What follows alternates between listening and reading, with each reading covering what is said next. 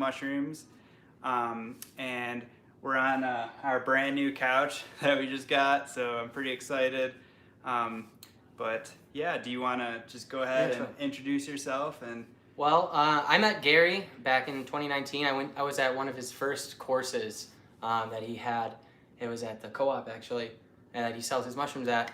And this was when he was just starting to do his courses, and I originally got into cultivating mushrooms from foraging out in Colorado. I've went to school here in Denver. I was at the University of Denver in business school actually when I first came across mushrooms in Colorado, and from there I really wanted to learn how to grow them. Gary was like one of the first people I found, somebody that was willing to teach me, and from there Gary's been my mentor, and I've been contacting him periodically as I started my farm. I moved back to Buffalo, New York, and that's where I'm going to be having my farm. It's called Farmhouse Fungi. I actually kind of, it was a play on of Fresh from the Farm Fungi, because in honor of the guy who taught me everything. And so I actually came here today for the first time to see his facility, to learn about what he does here, and to get his workflows and understand more about how he's successfully growing. So I mean, cool. It's really good to be here.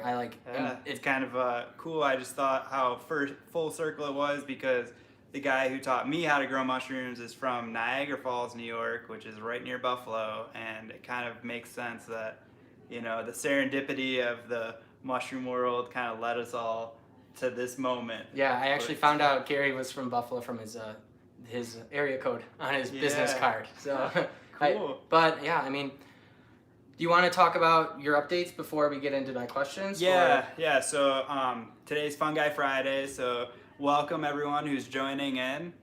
Give us a thumbs up if you could hear us good. Sometimes the audio is kind of off, but shout out to Joe. Howdy, what's up?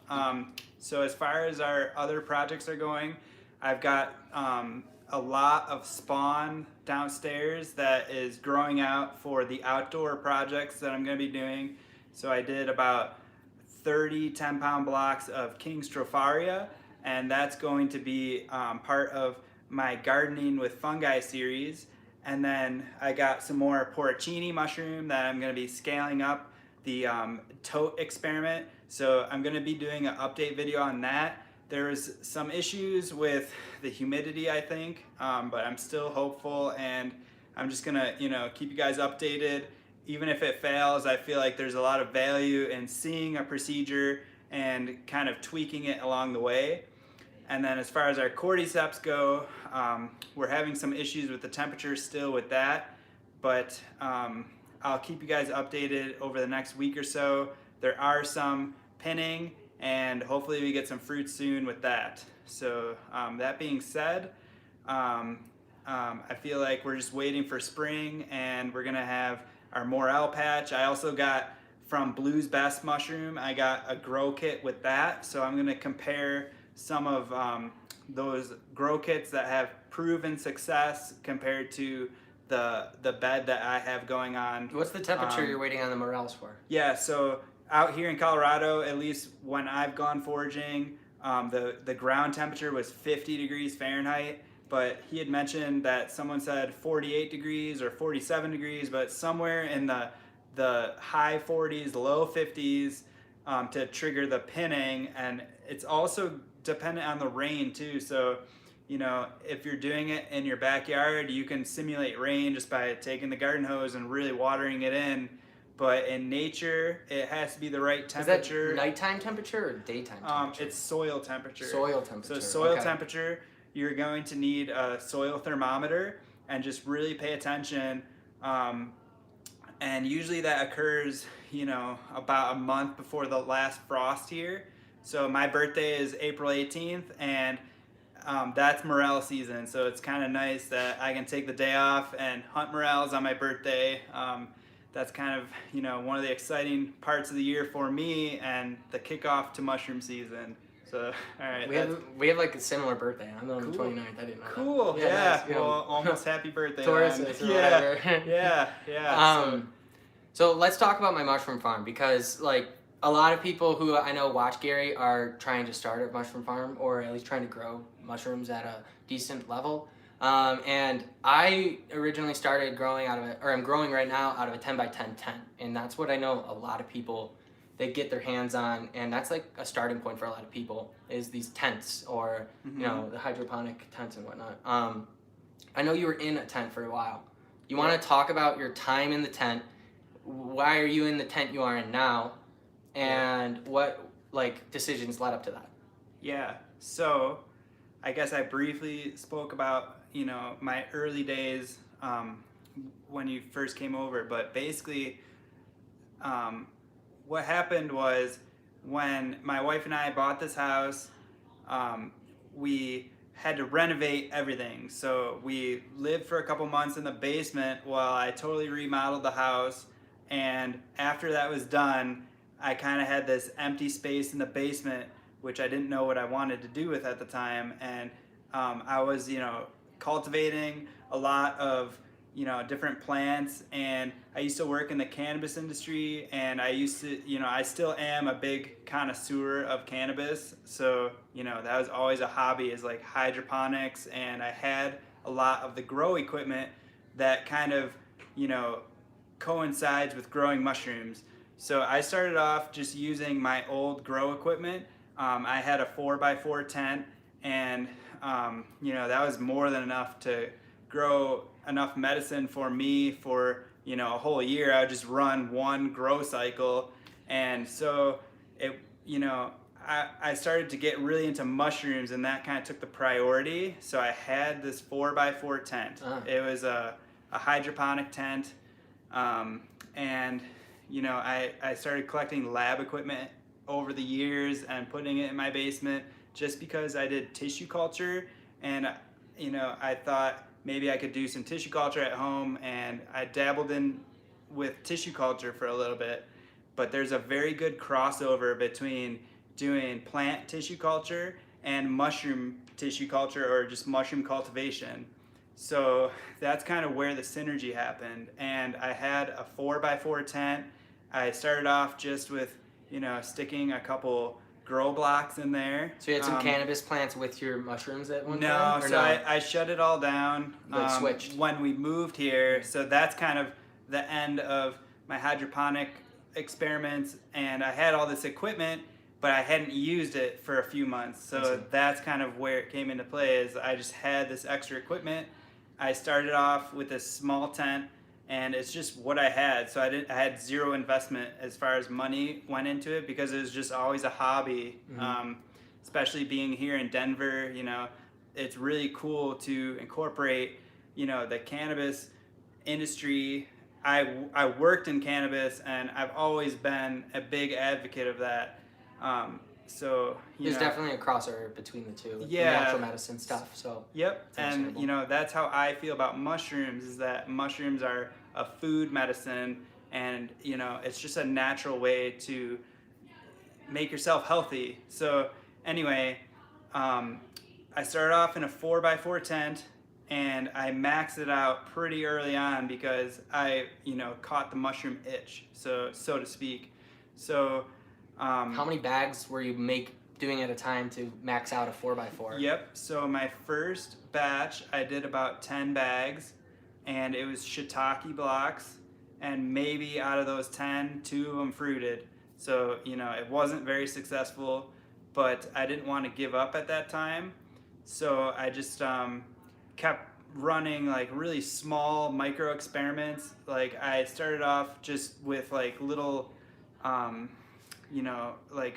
pickle jars and leftover like salsa jars, and I literally put no investment into this project really early on, and I finally started getting mushrooms. Though that is kind of the turning point for me, is after about 3 or 4 runs, I did a really successful lion's mane run. I started growing these brown oysters, there's a really interesting story about that. So right at about the same time that I started off, my wife was scrolling through Craigslist, and she found this old mushroom grow kit, and she knew that I liked mushrooms. So she's like, hey, there's this mushroom kit, and it's only 2 blocks away. Let's go get it. So I brought that home. It looked horrible, but that was like my first challenge, was how do you clean up this really crappy grow kit that was left on the porch from someone on Craigslist. So I took a chunk of the mycelium, I put it on an agar dish, and then I watched it grow out. I isolated that and grew it out, and I had this really beautiful mushroom. So I contacted the person who produced that kit, and I sent them all these pictures, and it was a really cool way for me to join the mushroom community at that point, which was very young at the time. It was your like first success, right? Yeah, I would say one of my first successes. That's addictive. Like I just had it a couple weeks ago. Yeah, so like I captured this mushroom that was on its way out, and then I turned this really bad mushroom grow kit into an awesome, healthy, rigorous mycelium. So that was another turning point for me. And at that point, I was still in this little 4x4 tent, but I knew deep down that this is what I wanted to do for a living. I was a supervisor at a microbiology lab at that time, and we just made this big investment into our house. So we had all of this space that I wanted. I knew I had to, turn it into some kind of a profitable space, and I didn't really invest any money into my setup at that time, but I had the flow hood, and I had an autoclave, and I had a stainless steel table, so I had equipment already, and it kind of just morphed into this project. So that's kind of like the takeoff point on everything. Is there anything that kind of stands out to you? I guess my question is, like, at what point did you realize if I'm going to sell mushrooms at a farmer's market and have enough mushrooms to supply people with, like, all right, I need to take these steps to make this amount of substrate blocks, and I need to have a decent amount of space. Like, at what point were you, and if you did it again, what would be your moves this time around? Like, all right, yeah. So there's kind of one story that stands out to me where I knew it was a viable option. Was at about, I don't know, 3.5 years ago, I had grown out some lion's mane, and I had so much, like my wife and I, we ate it all week or whatever, and it was just, you can't eat the same thing every single day. So at that point, I just threw up an ad on Craigslist. I'm like, I have this fresh lion's mane. It was before it was even like a thing.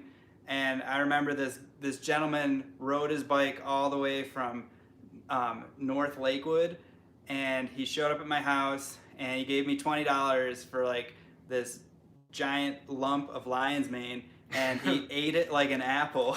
And like I was like, oh my god, like what is this guy doing? Crazy. But he was like this crazy like health guru guy, and he heard about lion's mane, and he came over, paid me for it, shoved it in his backpack, and just rode off. And I was so shocked and also happy. Like I was like, wow, like this is kind of cool that there's this guy that drove his bike all the way over here just to get this mushroom. There must be something here. So that was about, I don't know, 3.5 years ago. And at that point, I decided to really get serious about kind of figuring out the strategy. Mm-hmm. You were shooting out of your Presto cooker for a while there. Yeah. All the substrate blocks, 5-pounders, right? That's correct, yep. So then I experimented with doing some pasteurization at that point. So that summer, I went out and I bought a bunch of like 55-gallon drums, and I used a turkey fryer to kind of boil my substrate. I came across some problems with that because I was carrying all of these blocks from outside into inside, and I was getting a lot of contamination. So that's when I scaled way down, and I figured that I was going to be vertically integrated so that I can control my strains, I can control my substrate, I can control everything. I did it really small scale, and it wasn't until a couple months down the road where I was doing these batches pretty regularly and just kind of selling them to my friends and random people on Craigslist that the owner of the co-op, so Christina, she reached out to me, and they were starting this brand new market. It was going to be a farmer's market, and also this Jovial Concepts, which they help people start their own gardens. So it's a really community-based event space, and it's just like a really community-based company, I guess. So they reached out to me and they gave me the space to start selling mushrooms. So once I had, some Yeah. space at the store To sell. that's kind of when I scaled up. So you were never like supplying to meet you were not supplying mushrooms and hoping that the demand would follow. You were doing it where you found safe routes where it was consistent demand and you were fulfilling those needs. It was Yep. never like a time where you were pumping out more mushrooms than you could sell. I mean, minus what you talked about just downstairs. Yeah, with so the there are restaurant guys. so there are fluctuations. There's been some incidences where people flaked out. So that is the challenge when you do scale up. But I kind of hedged that by doing a lot of R&D early on and staying small. And then once I outgrew my demand, I would kind of like reach out for other avenues at that point. Mhm. So I don't know if that makes sense. No, it does. But Yeah, because it's like, well, lots. I guess you would never want to. When you were getting your licensing. How about like to Yep. become a mushroom farm and everything Yep. like that? Were you growing a lot of mushrooms at that point? Like, were you putting out a lot of pounds, or was it very tiny? No, so that was kind of an interesting story as well. So before I started all of, scaling up and really going into commercial production, I knew from my background, because I worked with the CDPHE, which is Colorado Department of Public Health and Safety, that in order to have a viable business, you would have to have, the licensure and the permitting and all of that. So I'm in a very unique space in Denver because we're Littleton, which is, a small little town, but we're the city and county of Denver. And I don't know how that happened. It was like years ago, gerrymandering, but we're actually in the city and county of Denver, but we're in the town of Littleton. So I had some wiggle room with how my house was zoned. I went into the downtown office the very first time to apply for my permit to grow mushrooms, and I was rejected, a few different times because I didn't have the proper paperwork. So they would send me back home and be like, all right, well, you have to have like this specific drawing. So I would research all about that, and eventually we had our zoning on our house adjusted so that we could have a commercial farm. So now we're licensed under the city of Denver. We're permitted to grow mushrooms in the state of Colorado, and that, it was probably one of the biggest road bumps, but I knew that in order to be viable, I had to have the proper licensure. Yeah. And I got kind of lucky because I kept coming back to the same person over and over again, and they're like, wow, you're really determined to get this done. So they kind of like gave me the guidance to get everything in order. And I had to do a lot of the stuff on my own because I didn't have the capital to hire someone to do this. So that is when I was really, just experimenting around, but I had all the upfront work so that, when the time came for the farmer's market, I showed them all my paperwork. I had the insurance ready. But yeah, that was, that was one of the most difficult things, I would say. That's what I'm dealing with right now is I have a lab that I'm built out so that when I get to the point of getting licensed, it's all like kosher, right? Because it needs to be a sterile environment and you need to meet those HEPA guidelines and such. And so I'm to the point right now where I have a full-scale like tissue culture lab, an incubation room, and I have my 10 by 10 tent in all this like triangular shaped area. And I right now am going through the process in New York, going with the Department of Health and Safety, of getting my space zoned. And I'm just purchased my first, I'm really happy to say, my first ton of substrate from Mushroom Media Online. Cool. And so, yeah, shout out there. And so it's going to be really cool to see when it comes in. But in between the time of that getting here, I'm going to be working only on that, the licensing and such like that, because you can't sell mushrooms without it. So I'm lucky because that's kind of my background, which was like food and safety testing and medical technology. So I knew going into it, like I had to have these things in place. But my suggestion that I tell everyone who's asked me, like, how do you do this when you're starting off, is you want to join like a coalition of vendors, like a farmer's market. Um, so they're going to all have your best interests in mind. So I was lucky because when I joined the farmers market, I already had all this paperwork.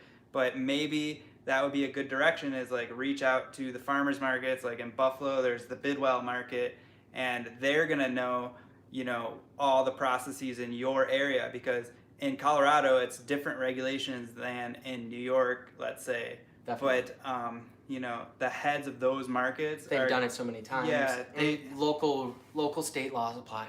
yeah. Like it's always that caveat. So maybe you reach out to like a microgreens guy Mhm. who's in the same situation, and they're gonna be able to guide you a lot like more directly, because they're gonna be State. in the same county, in the Yeah. same state, and they're gonna know the same regulations. I've seen some people online with some mushroom labs in rural parts of the South, and I'm like, how are these farms even regulated? Some of these things, they're just like everything's in one room, and like they're using like steel air boxes in their like small scale farms and their shipping containers, and so Yeah. like it's crazy because what you can get away with in one place is not true for where I am, and unfortunately I live in a state with a lot of regulations. Yeah, so there's a lot of red tape, but Mhm. once you get past that hurdle, you will have the clarity of knowing that, you're doing the right thing. So there's like a drawback,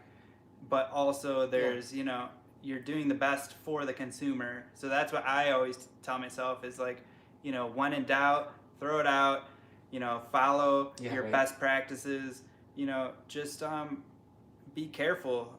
Mushrooms, like you were talking about your friend who is allergic to yeast, and she avoids mushrooms because her doctor thinks that all mushrooms have yeast on them, which is not the case. But, you know, if there aren't the best practices in place, then maybe you could make someone sick by feeding them mushrooms with yeast on it, or, that's maybe not a good example, but like salmonella and E. coli. There's worse ones. Yeah, there's definitely worse ones to consider than yeast. Yeast is the safe one, relatively speaking, right? But it's also important to cook your mushrooms like meat. That's what I tell people, is like treat Yeah. them like meat and just cook them thoroughly.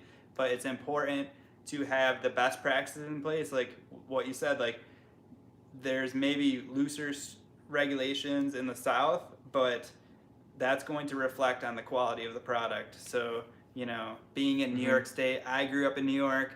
I know that the standards are super high. So if you can do it in New York, then you can do it anywhere. Definitely.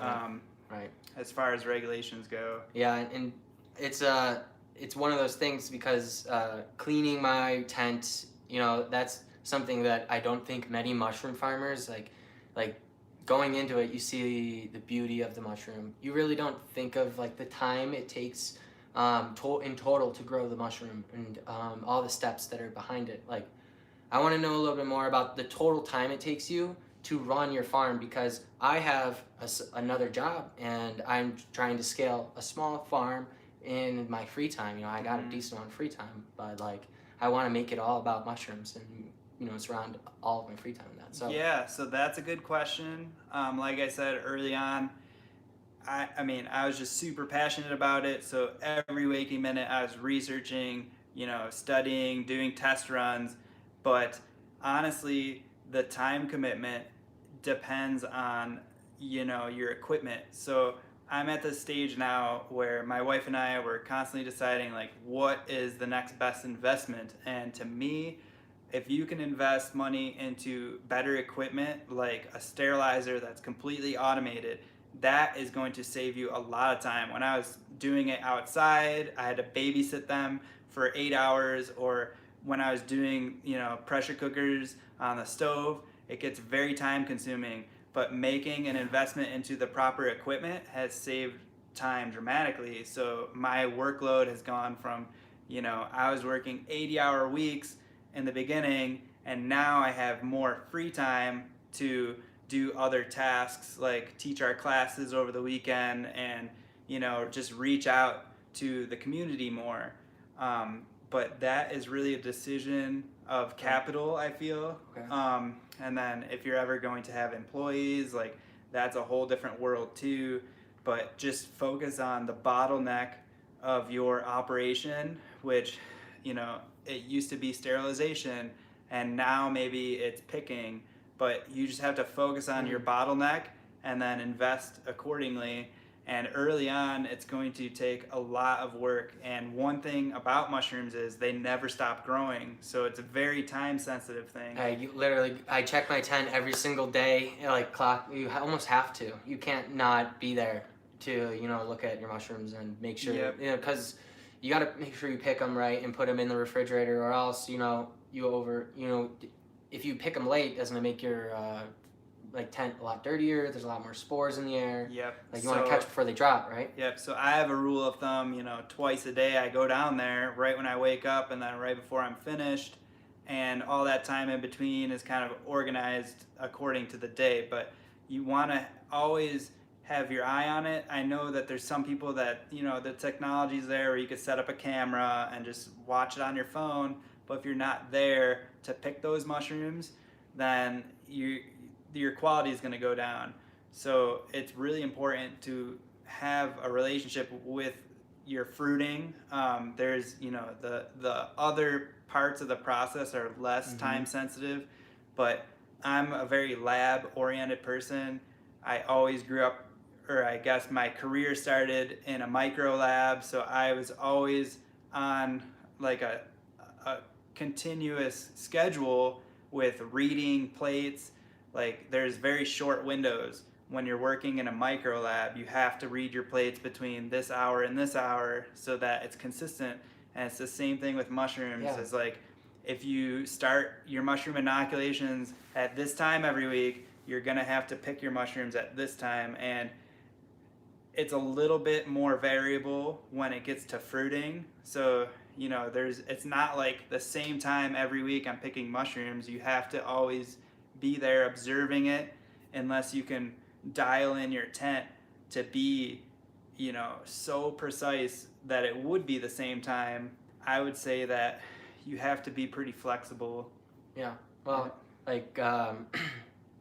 with how does I'm confused because I have certain bags that I put in, they spawned them at the same time, but only some of them pinned and some of them are pinning later, and triggering the fruiting at the same time of the blocks that you're putting into your fruiting chamber, it seems to be a problem for me because I've seen people who put in blocks and all of them fruit almost at the exact same time and it's all in unison. So I think that honestly that could be just, so I don't know, to me that's almost an illusion, because if I do a batch of 80 blocks, there's a bell curve. Most of them are going to pin at one point. Some of them are going to pin early. Some of them are going to pin late. It's a biological component, so it's going to be like a bell curve. All the mushrooms aren't going to pin at the same time, but if you can shrink that curve or increase the amount of production, then you'll have more that are pinning at once. So when you're doing small batches, it's going to be a lot more variable. But when your batches are like 80 blocks or 800 blocks, there's going to be more that are the same, if that makes sense. Yeah, I understand. 100%. It's like there's more dots on the chart. Yep. To see from. So it's just statistics, I guess. But those are all important questions. Well, now here comes the last one. So say we have one fruiting chamber to go off of, and there's different fruiting conditions and parameters. You're bringing only one tent to the farmer's market. What are the mushrooms that you think that we should be growing? All right, yeah. So coming from,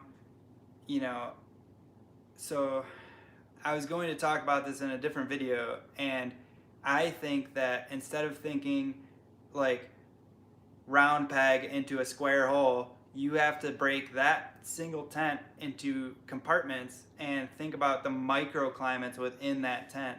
So one of the problems with these cube tents that are very common in hydroponics is that with mushrooms, there's air pockets in the tent that if you don't have good airflow, there's going to be high CO2 in one spot, high humidity in another spot. And to me, I utilize those differences according to the different mushrooms. So maybe in the bottom of the tent, you would have, the mushrooms that can handle higher humidity or higher CO2, like enoki and chestnuts and piapino and king oysters. And then as you go up inside that tent, you can put lion's mane, and then in the middle maybe oysters, because they can handle the more variability. So I think that that's a better answer than just a one. The One room size the fits room all. itself is different depending on where you put the block. So saying that the room is just its own thing is like a fallacy, because you could put oysters on the bottom or the top and they would be completely different results, right? Yep. So that's my philosophy. Since then, I've gotten much better tents with better headspace, better airflow, and the idea is to create this perfect environment that's the same throughout the whole volume. Uniform. But I haven't figured it out yet. I don't know if there's these big automated systems out there that are already super precise in the volume of space that they have. But I think there will always be variability inside of a volume. It's not going to be the same exact across the board, and you can utilize that either by using different mushrooms in the different space, or you can just expect different results from the same mushroom in different microclimates within that tent. Yeah, like it's so weird, because it's like it comes down to what's your humidity system and how strong are your fans. Yeah. And understanding and balancing how strong your fans are to your humidity is almost tricky, because for depending on the size of your grow, you need a perfect flow of air for that environment if you're going to try to regulate the CO2 in the room and stuff like that, without kicking the humidity so low that your cycles are super on and off. Yep. Yeah. So I'm personally still figuring that out. It's hard. There's ways around it.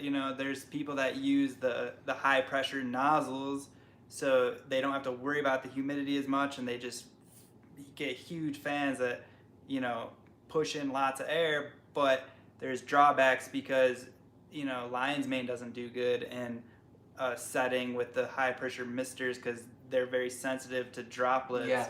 So there's drawbacks, maybe that's why a lot of people at large scale grow shiitake, because they can handle the large droplets better than some of the other mushrooms.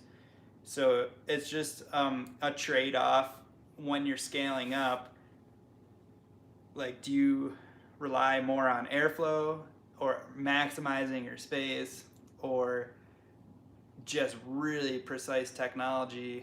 I feel like we're at the convergence point of that in this industry, but as it grows over time, there's going to be better innovations, and I think it's going to even itself out. Yeah, I mean, for me, mushroom growing is a lot about just trying to make the most beautiful, alien-looking, mushroom as possible. And for me, the fruiting chamber parameters are huge in that, because, backstory, a couple weeks ago, I had a couple blocks in my incubation room, and I had it a little bit. I had the temperature at 68 degrees or something like that, and then my fruiting chamber was at 65. And so I brought in all these. We're still live. We are live. Guys. We froze. I was talking about my my incubation versus fruiting chamber. So I got these huge. Oh, now we're tipping. All right. That's It's so all good. funny. Oh my god, That's hilarious. the beauty of live. Yeah, we got a phone call. It screwed it up. Right. But yeah, so I called Gary, and we couldn't figure out what it was. It ended up, I didn't tell him about my temperatures in both rooms, and it ended up being I didn't have enough variance between my incubation and my fruiting. And so that was a quick learning lesson for me, because you really want to, I didn't really notice this, but you're really trying to shock them when you're bringing them into the chamber, because having them sit there and not pin is almost anticlimactic. And there is also a lifespan of the mycelium for best fruiting. You want to get it to 25 days or something like that. Is that not right? Yeah, I think that you just have to think about in nature, like when mushrooms fruit, it's after the rain, so it's usually gets really cold and windy and harsh, and then that water evaporates. So if there's not like as dramatic of a difference in like the rainstorm or something, then you just won't see as efficient mushrooms. Yeah. But And when I had those blocks in there, because they were in for like 2 extra weeks than normal, I saw that the fruiting sizes were decreased because the mycelium was eating up all of the substrate without they wasn't putting it to use in the fruiting in the the pins. And so I mean that was a quick learning lesson for me. I quickly adjusted my parameters, but I was even talking to Gary. It's a lot of just when you're starting a farm, it's a lot of just tinkering with your setup. And I keep coming back to him and I ask him, hey, why do my mushrooms look like this? And we were just talking about that for a second, about like the different parameters, like airflow, carbon dioxide, humidity differences, and what that does to the pins.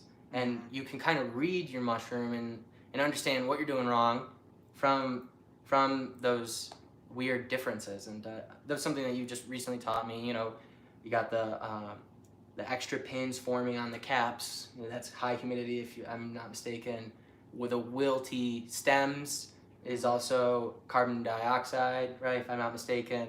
And so, I mean, like I said, I'm a new mushroom farmer, so I'm just almost imitating what Gary has taught me. I mean, I'm normally you guys on the other side of this video. So to actually be here is quite an honor, because I've actually watched Gary I watch you on YouTube all the time. Katie, my girlfriend, she's over there. She's like, what are you doing? I'm like, I'm hanging out with Gary. Cool. Well, that means a lot to me. Yeah. I think that it just comes with trial and error, and like anything, you're just gonna get better with more practice.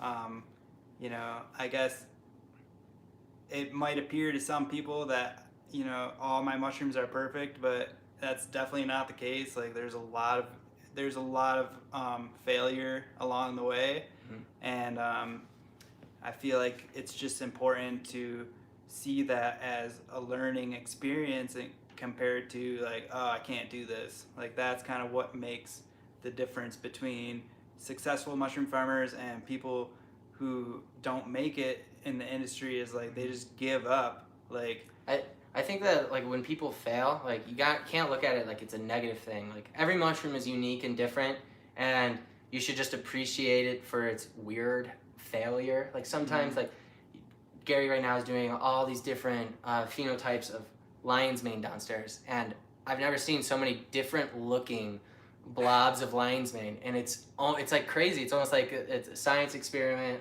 They're all different and unique, and you're like going through them and selecting the right ones, and like that's the type of mycology work that I hope to do, and like it's really inspiring. And like but to some people that might be really disheartening, because 9 out of 10 of them look like crap, and then one of them's good. So I know that I'm doing something right, so then I'll hold on to that 1 out of 10. So it's that much failure sometimes, but it's worth it in the long term, because then from there on, all my lion's mane will look like that best one. So it's constant small improvements, rather than there's the one moment in time where everything worked well. It's like it's a lot of just slow getting better over time. Yeah, the bearhead tooth, the hericium you have downstairs. Yeah, it can handle any amount of CO2. Like I'm really excited to start growing that in my farm, because it looks so much like a traditional Hericium arenaceae or It's very slow though. Yeah. So like the difference is like the lion's mane comes out really fast, but I think that has to do with its ability to handle more or less CO2. I don't know about the physiology exactly. But it's great for a small scale farm like mine, especially with the tent that I'm working on. Picking the right mushrooms to grow in that tent, like we were just talking about, and putting them in the right spots is going to be like the difference between my mushrooms looking weird or me having the best mushrooms in the area. So like just balancing those things. It's learning. It's slow. I suggest if you're starting a mushroom farm, don't start it in the middle of the season. I would say start it in the winter to learn. Like give yourself some time, because the season's approaching, And if I would have started, if I would have started even a couple months back, I feel like I'd been more prepared. I'm probably not going to even be at the first couple weekends of the market because I'm still tinkering and honing my workflow. So Yeah. definitely do it at the right time because there's going to be a pressure to just get out there and put whatever mushroom you're growing out to the market because you just want to start your mushroom farm. Mhm. I would say start it off season, build it up, do it the way that you like, do it the way that you want to get the final product to look like Gary's talking about. Get the right strains and understand your fruiting temperatures and your chamber the way you have your setup. And I think, doing all these things, I hope to be successful. And I mean, I've just kind of followed a lot of people online, the people that we kind of look up to in this modern learn mycology through YouTube thing. And so I heard somebody call Gary the Bob Ross of mycology. And honestly, I love it so much. And Cool. Well, I appreciate that. Let's see if there's any questions on here we could answer. So, all right. I'm just backdating some questions. We're just all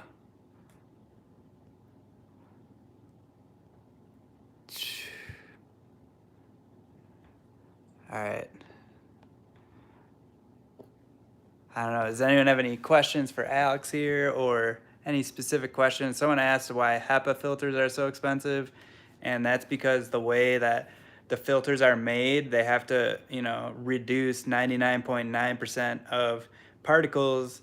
And I'm not really sure about manufacturing, but obviously it costs a lot of money to make something that's that precise. Do you think you could grow lion's mane in 5-gallon buckets? So I do. The problem with growing in buckets is when you scale up, you spend most of your time just cleaning out buckets. Yeah. So that's only viable until a certain point, and then it becomes like a bottleneck just cleaning. Unless you're buying a lot of buckets. But that's Yeah. not very environmentally friendly, and then you're left with a lot of buckets. Yep.